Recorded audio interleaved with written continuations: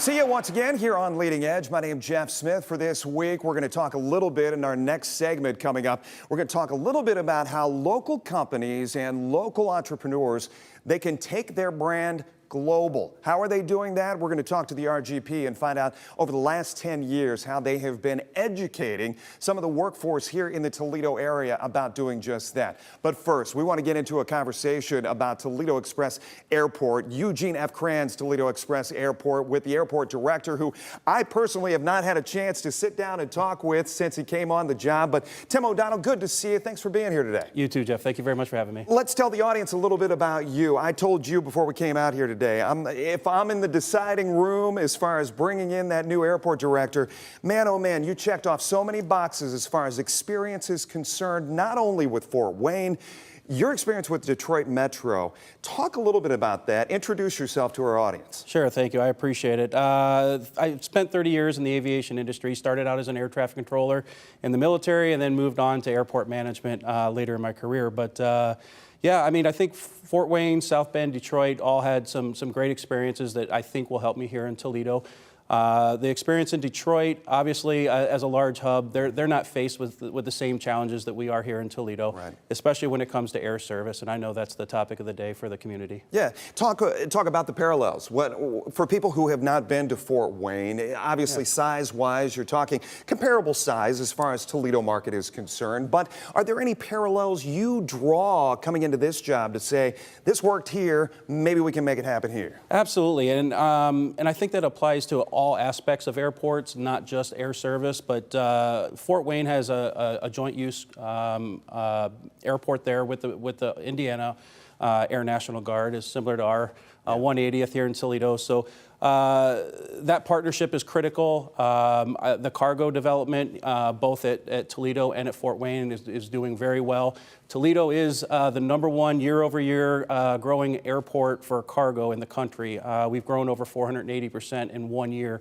And a lot of that has to do with Amazon, with Interjet West, a local company, and then Grand Air, one of our FBOs, is doing a lot of contract cargo. We hear that discussed a lot, and obviously people get tunnel vision, they get busy in their own important lives every single day. But when it comes to the cargo, the importance of that doing well out at that facility, explain that. Why is it important that it does well? Well, I mean, it's obviously critical to the economic development of the region. From a logistical standpoint. From a logistical standpoint, absolutely. And then also it helps the airport because the more cargo we do, the more funding we get from the FAA. So that's absolutely important as we're trying to do more things to prepare the infrastructure for growth and new opportunities. Is that money that just comes in and you can earmark it however you like, or it's specific to the cargo operation? We can earmark it the way we want. Okay. There is some requirements that the FAA has, but we have some flexibility in how it's used. It doesn't have to specifically go to cargo. When you looked at this job, why Toledo? Why was that shining beacon on the hill for you? It was just a great opportunity. First of all, the city was just, I used to come down here when I was a kid back in the early 90s. And it's just a thriving town. Yeah. It's real busy. You know this. You're from here. Yep. The downtown just has this energy when you're walking around. So we really like the area. The airport itself, there's just so much going on there. And I know it's unfortunate with American leaving. We're aware of that. We're working hard to bring back more air service.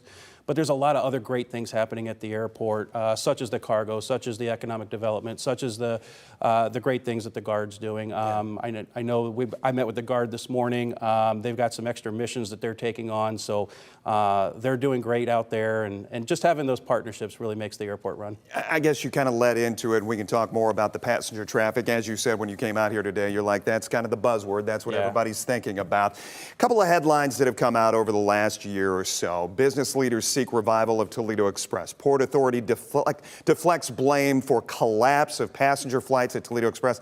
A little strong there. From city of stature airport to no regular flights, a fall from grace for Toledo Express. Are those fair headlines? I don't think so, and I think they were probably, I think those headlines probably came out before people really understood the impact nationally of what was happening.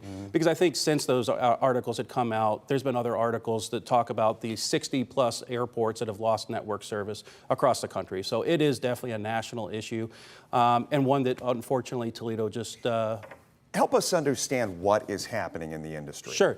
I mean, we can throw out as many national stories on our newscasts, but they kind of go in one ear and out the other. There is a shortage of pilots. Yes, that is a fact. Plain and simple. Yep, there's a shortage of pilots, and the smaller aircraft are starting to time out in terms of their maintenance cycles. So what's happening is a lot of the smaller aircraft are now they're coming out of the fleets, and you have a shortage of pilots. So what they're doing is they're taking those pilots, they're putting them in their larger aircraft, right? That makes mathematical sense. To be at the bigger airports, right? Bigger airports. Okay. So I think what you're going to see now is the greatest opportunities for communities like Toledo, like the Fort Waynes and others, is going to be in the leisure market. I think what you're going to see is the network carriers are going to start to condense on the hubs, and they're going to start going more hub to hub with still some spoke type routes, but you're going to start seeing that condense more and just start seeing hub to hub.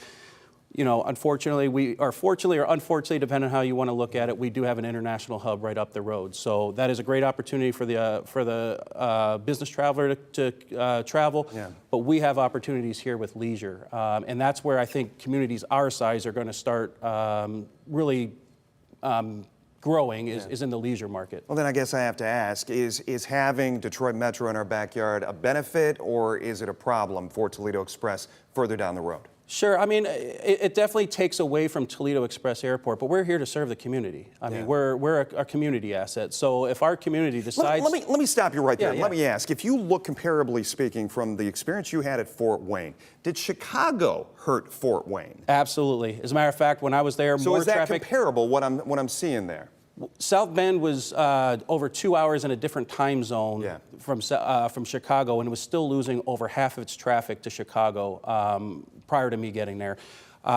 Since then, they've done some grassroots efforts, but they're still losing a large portion of their employments to Chicago. Detroit is even closer. It almost takes just as long to you to drive Detroit than it does to Toledo Express Airport from downtown. So that is a challenge for the airport, but at the end of the day, we're here to serve the community. And if that means doing it in the leisure market, then that's what we'll do. Tim, stay right there. We've got more conversation on the other side of this break. We're going to talk a little bit more about Allegiant Air and its future here in Toledo, and also how well it's done over the last few months. We'll be right back. Welcome back here on Leading Edge. Having a great conversation here with Tim O'Donnell, Executive Director out at the Eugene F. Kranz Toledo Express Airport. Good to have you once again. I wanted to talk to you a little bit about something that we were talking about in the break. And this discussion has gone on for decades and decades and decades. The importance of having viable passenger traffic at Toledo Express. You can look at the headlines over the course of many, many years. Back in the 70s, Toledo with this vibrant Toledo Express Airport. The 80s, it went certain routes. What are we looking at here? What are you looking at here as far as the importance of passenger traffic at this facility? Sure. The industry's changed so much. I mean, you're talking about back in the 70s, 80s, deregulation. The industry has had this cyclical ebb and flow of expansion and contraction, and we're in a contraction mode right now as an industry. So I think that as we come out of this, as the pandemic starts to normalize, I think what you're going to see is smaller airports like Toledo in similar sized communities. We're going to start focusing more on the leisure market, and you're going to start seeing a lot more concentration of the business market going through the hubs. It's not to say there's not opportunities for communities like Toledo to get network service. I just don't think it's going to be as prevalent as it has been in the past. True or false, the business community cannot grow in Toledo if Toledo Express isn't viable? I don't profess to know that answer, but I will tell you that it's been proven that the better your airport does, the better your community does, the better your community does, the better your airport does. It's a very interrelated relationship. Talk as we go into October and this new month, and we talk about the return of some flights out at the airport. Talk about those. Sure. Legion's coming back. So they usually do a maintenance drawdown in the September timeframe. It tends to be slower for them, especially with kids going back to school and all that. So they take that month to withdraw, start doing a lot of maintenance on their aircraft. In October, we'll get all 4 of our destinations back, including Mesa, which started out as a seasonal route. They have not professed that it's going to be year-round, but the fact that we're getting it back so early and we've got a long-term schedule already projected for that, it's a good sign that Allegiant's going very strong here. Are those leisure-type trips that you were speaking of? Is that is that the kind of... That's Allegiant, yeah. Okay. That's exactly what they do. And we're talking to other airlines as well that provide similar type service, both on the network side, but also certainly on the low-cost carrier side. The loss of the Chicago connection. I mean, as that went away, is there an importance there to try to reconnect to Chicago?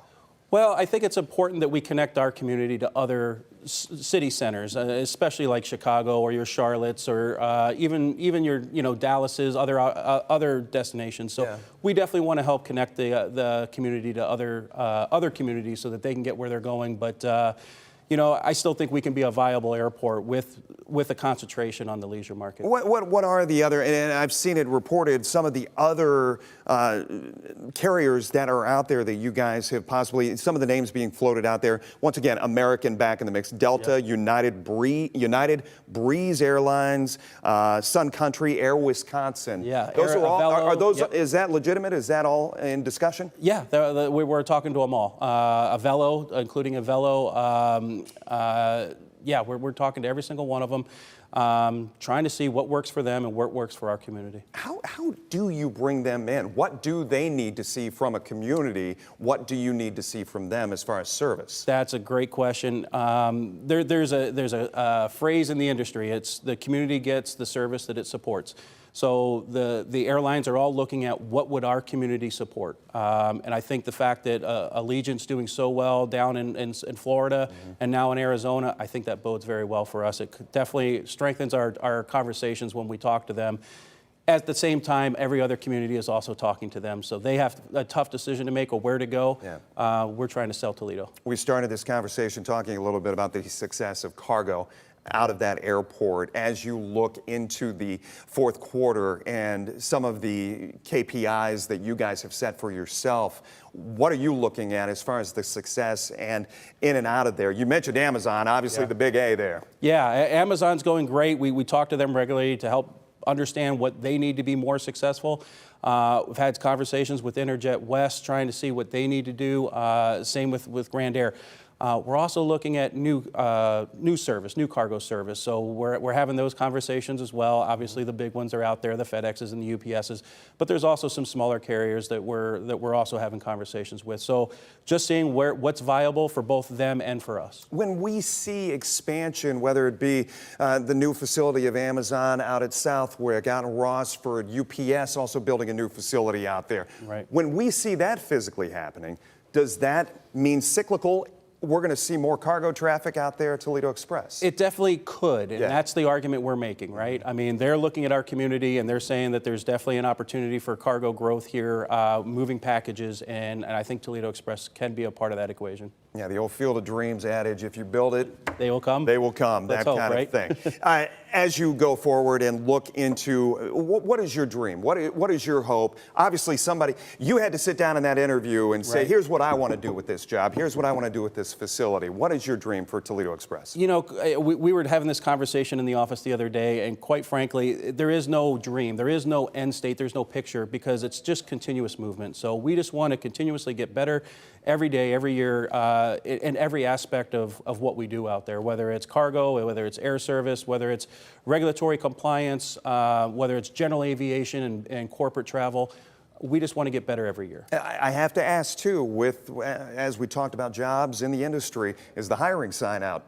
As far as Toledo Express is concerned. There is for some of our stakeholders, but Toledo Express Airport, we're doing well. We've got a great team, just amazing folks. But TSA is hiring, so if anyone is interested, please take a look at the opportunities with TSA. All right, job opportunities out there. Tim, thank you so much. We appreciate it. Stay right there. We've got more on this side of Leading Edge next. Welcome back here on Leading Edge. I'll tell you what, my next guest, I've been trying to sit down with this gentleman for some time to talk about this program we're going to bring to you here today.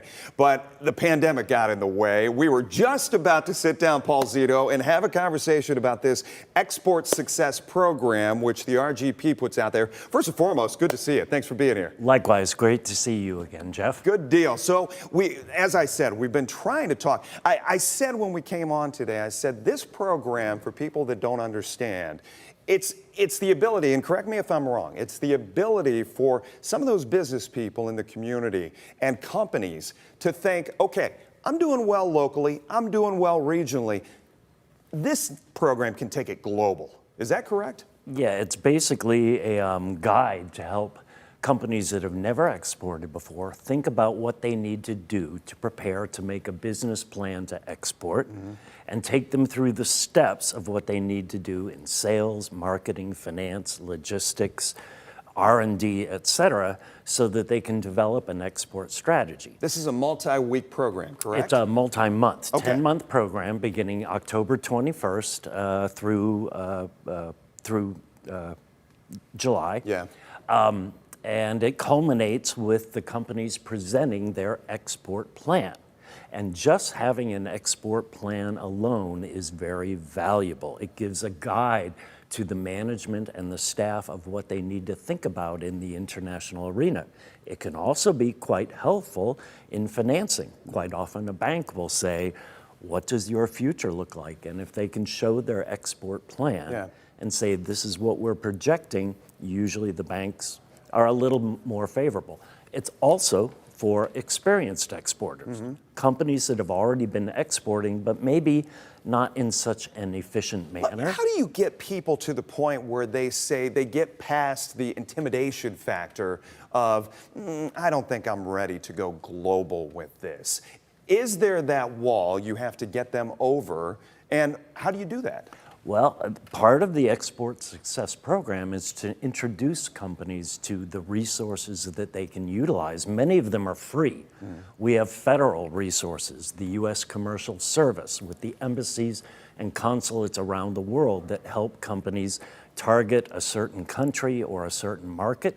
We have state resources, the Ohio Department of Development's export office, which also can help companies to research markets around the world and then introduce them to qualified service providers, banks, law firms, accounting firms that know how to deal with the differences in banking practices, legal issues, accounting, and tax issues. Paul, I got to ask you, over the 10 years that this has been going strong, or is it more than that? Did you? It's 11 years. It's 11 years, yes, so add 1 year to it. But in that time, obviously, ebbs and flows as far as the economy is concerned. When you're looking at a year like this, and do you get companies that are tapping the brakes a bit, saying maybe this isn't the year, or do you say, no, actually, this is the perfect time to do this? Actually, this is the perfect time to Why do is this. Minimize your losses. If your market in the U.S. is not doing well, but you're doing well in Canada or Mexico or UK or somewhere else, that offsets any losses you may have in the domestic market. Makes sense. So talk a little bit about how do people kind of check off the boxes and get ready for being a part of something like this? They can contact me. They can contact the Toledo Regional Chamber of Commerce. Export Success is a joint effort of the Toledo Regional Chamber of Commerce and RGP, but we also work with the Ohio Department of Development, the U.S. Commercial Service. They can email me at zito@rgp.org. and I will give them all the information that they need. It does start October 21st, so time is very, very important. Perhaps the greatest thing about the program is that for most companies, it's basically free. There is a $2,000 fee for the 10-month program. However, through a program that the Ohio Department of Development has, the IMAGE grant, International Market Access Grant for Exporters, the fee is 100% reimbursable. And that part of the reason that I wanted to see you today was to let the audience know that not only is Export Success a great program, but the Toledo area is getting loads of attention from the state as an export powerhouse, hence their support of the Export Success Program, making it basically free. Yeah. They've also brought it statewide. COVID brought us an advantage. When we had to go virtual, the Ohio Department of Development said, well, why should we limit this to Toledo area companies? Why don't we allow Cincinnati, Columbus, Cleveland companies participate? It's no coincidence that we had the airport on just before you to talk about cargo and that kind of stuff, so it all plays in here. The one question that sticks out for me is, if a company signs up, do they have to have the same representative coming month after month, or can they vary it up? That's a great question, and as a matter of fact, a number of companies, Surface Combustion, Bionics, Skylife Technologies, NAMSA, have been repeat customers of Export Success, and they use it as a training program. Yeah. They hire a young marketing person, and they say, why don't you go to the sessions on sales and marketing? They have a young finance person. We have Exim Bank as a speaker. Why doesn't that person go to that session? Logistics, we're going to bring you in. So the result of the program is really twofold: help a company export, but also provide some training. Yeah. And many of the companies that participate see it as a perk for that young person that they just hired. Let's try to cross-train them a bit. And get them more global. Yep. Ultimately. Exactly. Once again, that email address, if they want to get a hold of you. Zito@rgp.org. That's Z as in zebra, ITO, at rgp.org. Easy enough. Great program and continued success. Thank you, Paul. Thank you. Absolutely. A pleasure. Stay right there. We'll wrap things up for this week right after this.